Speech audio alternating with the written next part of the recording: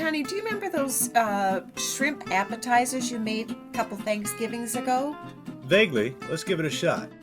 So the first step is we'll let our cream cheese come to room temperature, and while that's doing that, we will spray our muffin tin with some non-stick cooking spray.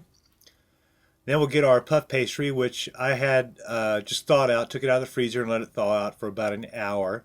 Unrolled one sheet, and rather than roll it out and try to hide the seams, I'm just going to cut alongside the seam here, and then from the other direction do 4 more cuts across, and that way I'll have 12 pieces. Go ahead and put those into the muffin tin. Just lay them flat. I like to lay the floured side down, even though I have the nonstick spray on there. And once I've got that in there, it's time to lay in our shrimp.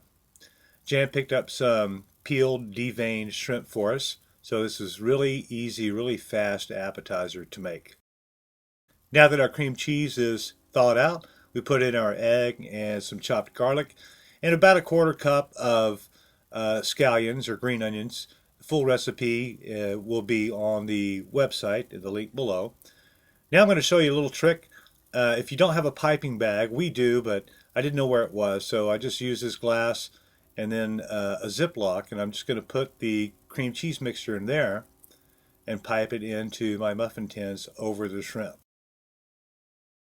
Then we'll season the top with a little bit of black pepper, some paprika, and some garlic powder. We have crushed garlic in there, or chopped garlic. Now we're going to have garlic powder because I just really love garlic and shrimp together. Put it in the oven for about 20 minutes, and when it comes out, they're nice and golden brown and puffed up. All right, honey. Oh, these are amazing.